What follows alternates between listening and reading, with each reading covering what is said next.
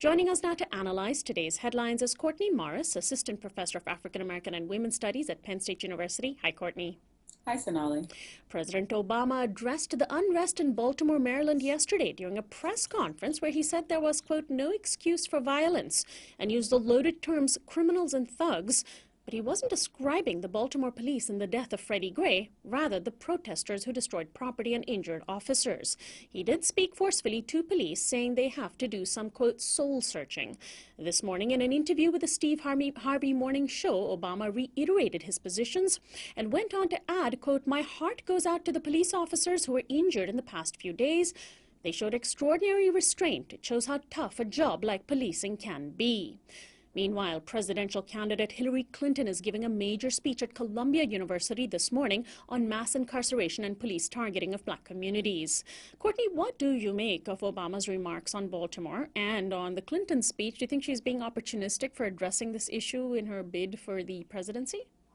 Well, President Obama is right. Being a police officer is a difficult job, but so is surviving police abuse. And I think that there were, quite a few things that he did get right in his speech and that are worth taking into consideration and taking seriously. And his major point that what we've been seeing happening in Baltimore over the last few days has really been years in the making, I think is correct. And the way and dealing with the problem of police abuse is really going to require us taking stock of the structural conditions that really produced this uprising. And so, the Baltimore Police Department has a terrible record since 2011.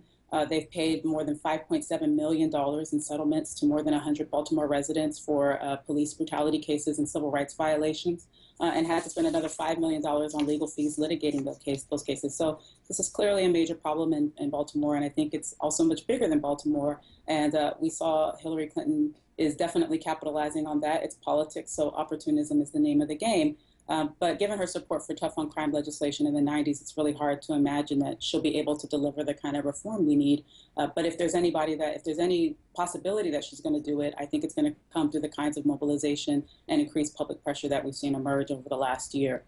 Meanwhile, the streets of Baltimore are quiet this morning after a curfew ended at 5 a.m. Last night, when the curfew began, hundreds of residents defied it, protesting and engaging in civil disobedience. Many Baltimore residents volunteered earlier in the day to clean up their city after violent clashes between police and protesters left broken glass and other debris on the streets.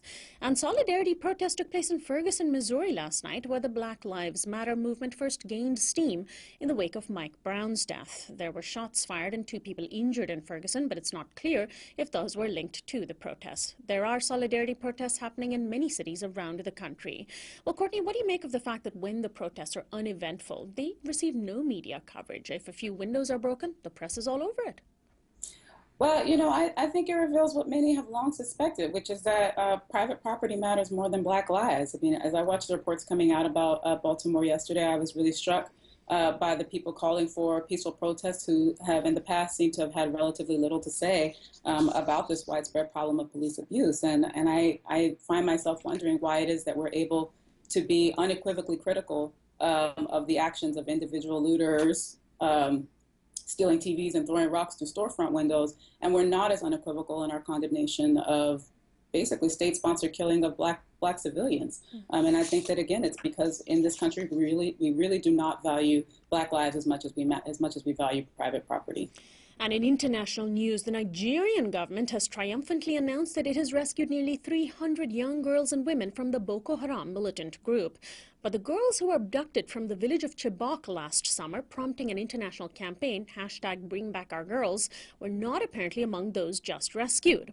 The news comes a day after a horrific report emerged of the discovery of hundreds of dead bodies, including those of women and children, in the northeastern town of Damasak, apparently victims of Boko Haram. President-elect Muhammadu Buhari has denounced Boko Haram as a, quote, fraud and as terrorists. He takes power next month and has vowed to toughen the government's position against the extremists. Now, Courtney, the news that has emerged from Nigeria over the past year continues to be just more and more depressing.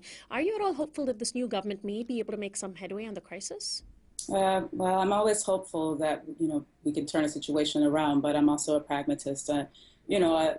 Buhari came into power through Nigeria's first open and free democratic elections with a lot of popular support because many Nigerians hoped that as a military man from the north who's enjoyed quite a lot of popularity there, he would be able to neutralize Boko Haram. But, one of the things that I think we have to consider is the fact that the Nigerian military, which has been charged with dealing with this problem, has continued to be plagued with corruption and inefficiency. And so there's a real question as to whether Mr. Buhari will be able to mobilize the military both to push back Boko Haram and to protect citizens who are their targets. And so Boko Haram poses a very formidable threat, and they're armed and they're mobile. So the task ahead will be quite difficult, and it's very likely that we will see more violence in the months to come before things will very likely get worse before they get better, if they get better.